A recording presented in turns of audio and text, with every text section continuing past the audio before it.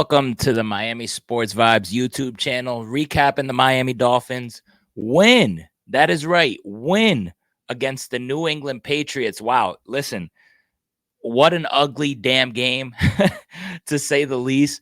But listen, the boys won, man. At the end of the day, the boys won. They got the W. They finally snapped the little losing streak. It wasn't pretty by any means, but the Miami Dolphins win, and a win is a win, especially in the NFL. No win is guaranteed, clearly, with the last couple losses that we had. And listen, this was a big win. This was a big win for many reasons. Why? The Jets lost, okay?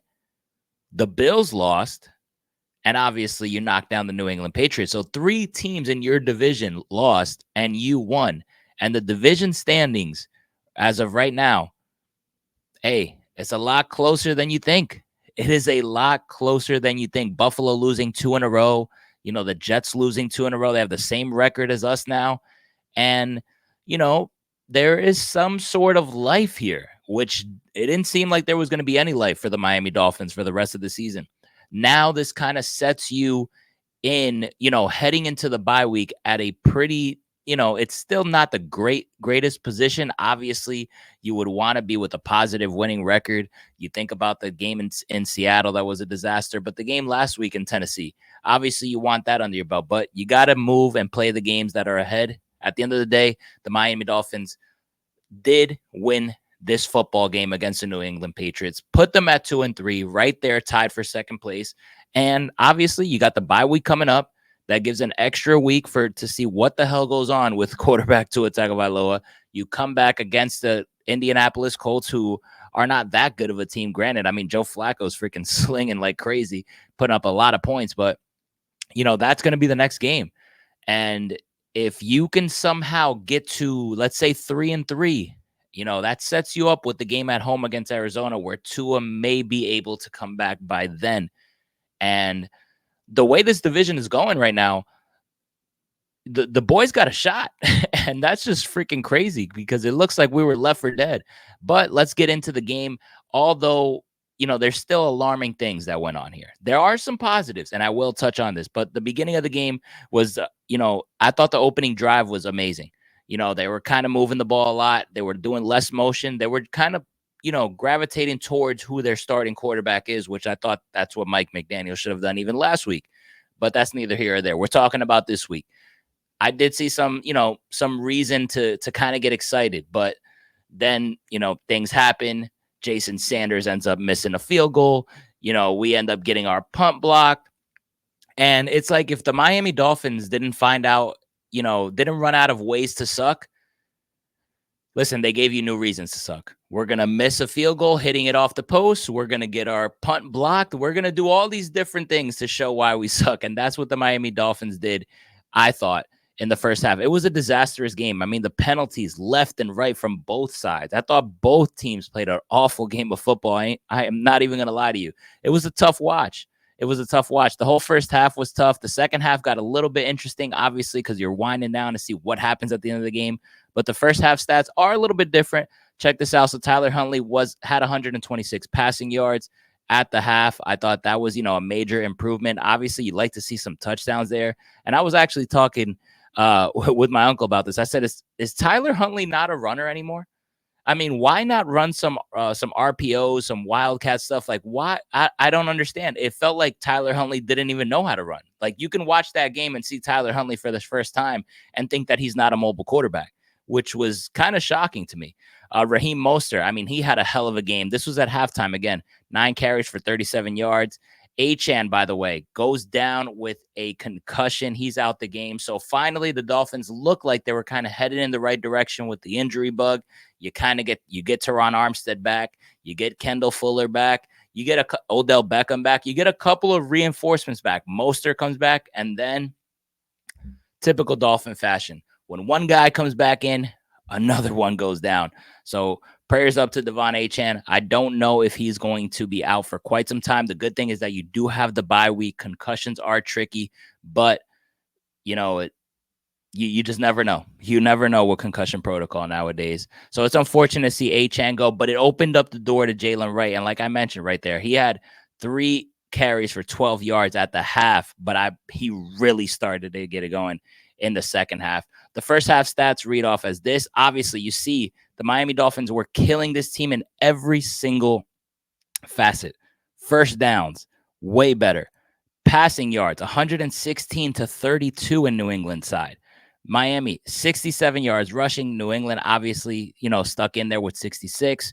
The penalties were crazy for New England. 6 penalties at halftime. But obviously the 2 turnovers that we had, like I said, fumbling the ball, missing the kick, getting our kick blocked. I mean, it was a mess. But at the end of the day, the Dolphins were winning in nearly everything. But you just kept shooting yourselves in the foot, and you just refused. You didn't see the ball get going. You didn't see McDaniel stick to the run. And that's what I saw throughout the first half. I'm like, yo, I don't understand why. What does he have against Jaylen Wright? Like, is he not seeing what the fans are seeing? This kid is going to be special. I put out a video in the offseason about this kid. And then exactly in the second half, things turned out. And man, what a freaking finish. First of all, that last scoring drive by the Dolphins, I thought was amazing. First of all, Jaylen Wright running with just will. And then Raheem Mostert sprinkling in a couple big runs as well. It was Wright and the Mostert show to put you in position to win that game. And shout out to the Dolphins and shout out to McDaniel for finally sticking to the run. Alec Ingold gets in for the touchdown to take the late lead. We had to play some defense at the end. Things got a little dicey. You can argue that you probably think that touchdown should stand for New England. But if you know the rules, you got to get the whole heel down. So the Dolphins win by a heel. I mean, this close from losing that game in heartbreaking fashion. I thought, nonetheless, even though we did get lucky and we did get away with that, I am not as happy. Okay, it's kind of a half and half. All right, I'm happy because the Dolphins won, and a win is a win. And I'm also happy, you compound that with the fact that the AFC East lost all of their games. But, I mean, why are we making the New England Patriots look like they're good? Like, they were just moving the ball on us at the end after we were stopping the majority of the game in the passing game. Push come to shove, like, you expect your defense to make a stand easily. It should not have gotten to that point. It should not have been that close. Hell, if Jacoby Brissett makes a better throw, I mean, Polk was wide open for that touchdown.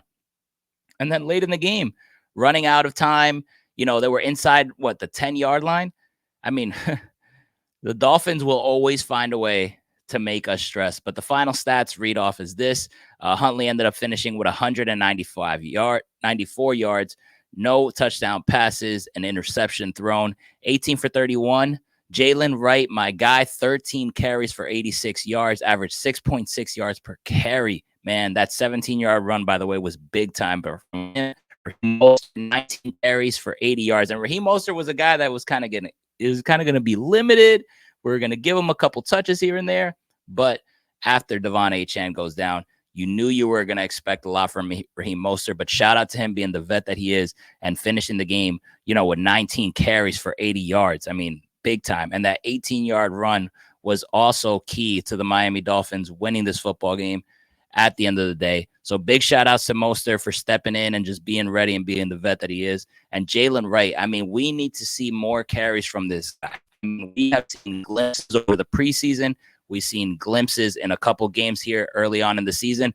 But this right here, I mean, talk about the guy that deserves it. Tyreek Hill also finishes with 6 catches for 69 yards. You kind of saw a better game plan with Tyreek Hill. Christian Gonzalez was all over him.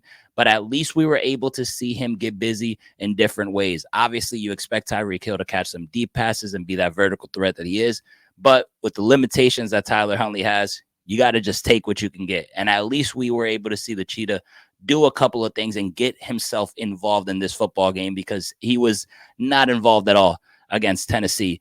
Jonnu Smith, former Patriot himself, finished with 5 catches for 62 yards. I thought he had a nice game, 8 targets. You kind of know that when you're playing with a compromised quarterback, which Tyler Huntley is kind of, by that, I mean limited, all right? You kind of look towards the tight end's way, and Jonnu Smith definitely did get busy. Like to see that. Jalen Waddle, 4 catches for 46 yards. He had a 20-yard catch, which was freaking awesome. 8 targets as well. Odell Beckham on his debut got 2 targets, but no catches. Raheem Mostert also picked up 2 catches for 18 yards. So Mostert with almost 100 total yards, 98 to be exact. I thought, talk about a veteran. I mean, he was very, very much needed. You don't win this game without Raheem Mostert.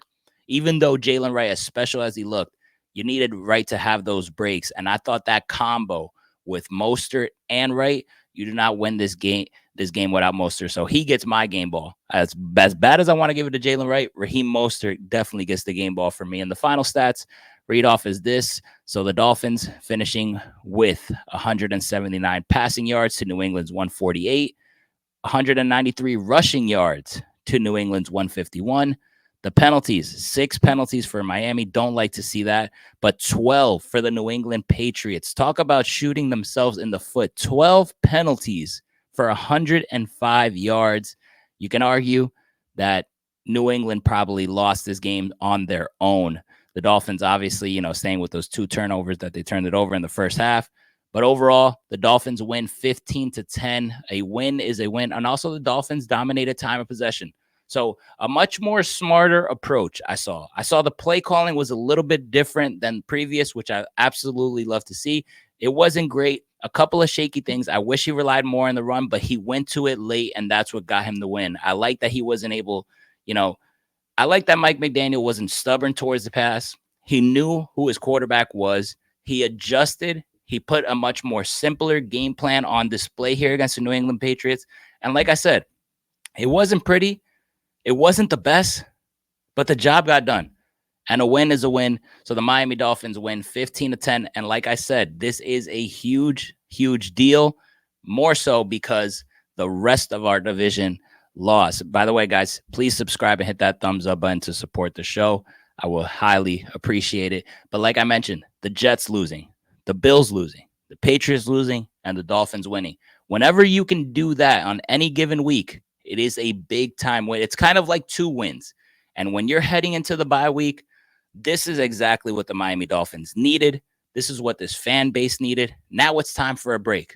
And what better moment to have a damn bye week than now? Early on in the season, I'm like, damn, I hate early bye weeks. But when you think about the stuff that we've been through, the injuries to Jalen Phillips, the injuries to now Devon Achane, the injuries to Jordan Poyer, the injuries to Tua, and what this team, having Huntley, if he's going to be our guy, having an extra week in there to kind of, all right, how are we going to go against the Indianapolis Colts and kind of upgrade that game plan a little bit? All right, how can we get you more involved in the running game, things of that sort? This bye week couldn't come at a better time. It comes with the Dolphins win, and it comes with the rest of the division losing. I think this was an absolute W of a Sunday. Like I said, it wasn't pretty, Dolphin fans, but listen, a win is a win. Let this team regroup. Let's go into the bye week. Let's see if any moves are done, and let's see what this team is about coming out of the bye week. All right, because like I said, if you could come out of the bye week, all right, adding a couple things that you could sprinkle in that Colts game. The Colts are not that good. All right, you're 2-3 right now. You win against Indianapolis. You're 3-3 with potentially your starting quarterback and Tua Tagovailoa coming in. All right, against the Arizona Cardinals, which is a winnable game. Let's see. Listen, Dolphins win 15-10. Thank you all for tuning in to my channel. Subscribe, hit the thumbs up button. Catch the live stream on Tuesday with Jacoby and I. Let me know what you guys think down below. Listen, are you happy? It was ugly, but are you happy that the Dolphins won this game in 2-3? Are you giving up on the season? Let me know your thoughts down below on the comment box, and I will catch you guys right here for the live stream on Tuesday. Enjoy the bye week, everyone. Go Dolphins.